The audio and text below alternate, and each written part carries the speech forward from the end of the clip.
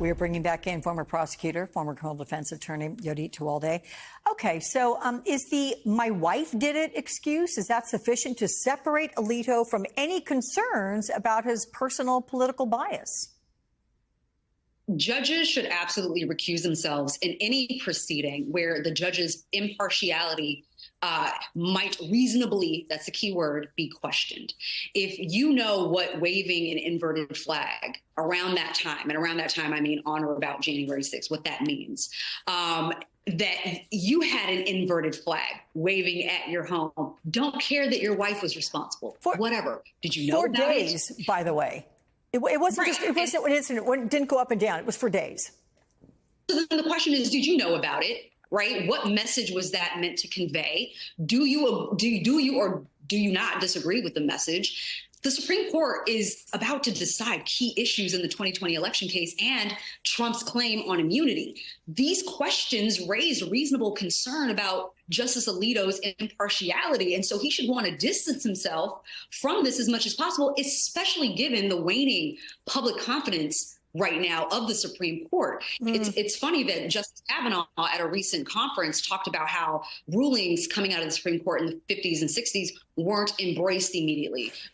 People didn't understand it and it took some time. Well, that's going to be an issue here because decisions coming out of the Supreme Court, the public is going to believe they've been bought and paid for, that somehow they've been compromised. No one's going to accept their rulings if you have someone who just refuses to step aside no matter what, because under these circumstances, in any court in this country, a judge would recuse themselves. But for some reason, the code of ethics is different at the Supreme Court. Well, look, it goes even beyond Alito should want to do this. The New York Times reports the court has warned its employees they may not engage in partisan political activity or, quote, publicly support or oppose a partisan political organization or candidate.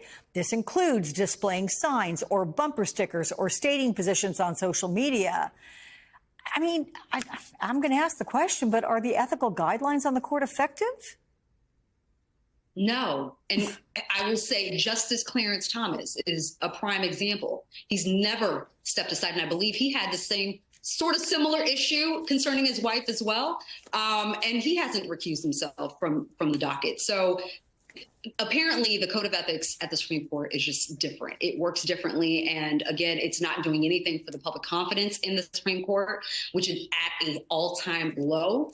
And any decision that they come out with in the next month or so is going to be received in a way that Justice Kavanaugh described in the 50s and 60s. That's where we're at this point in time. Look, is it reasonable? Is it a reasonable ask for Democrats to demand recusal from the January 6th cases? I mean, overall, how common is it for justices to take themselves off a case? I mean, apparently it's not. I think we've become so divisive in our country now more than ever. We haven't really had to address this issue as much as we are now. And I think that the Democrats this is a need. If they're listening to the public, for them to demand that there is more oversight and that there needs to be a strong code of ethics at the Supreme Court because they have the power to really change the landscape of this country legally and politically. And they're about to decide very key issues in the next month or so. So they have a job to do, the Democrats, and that's not to ask nicely. It's to demand more oversight with regards to this issue. Okay, Yodit Tewolde, thank you so much. Appreciate you.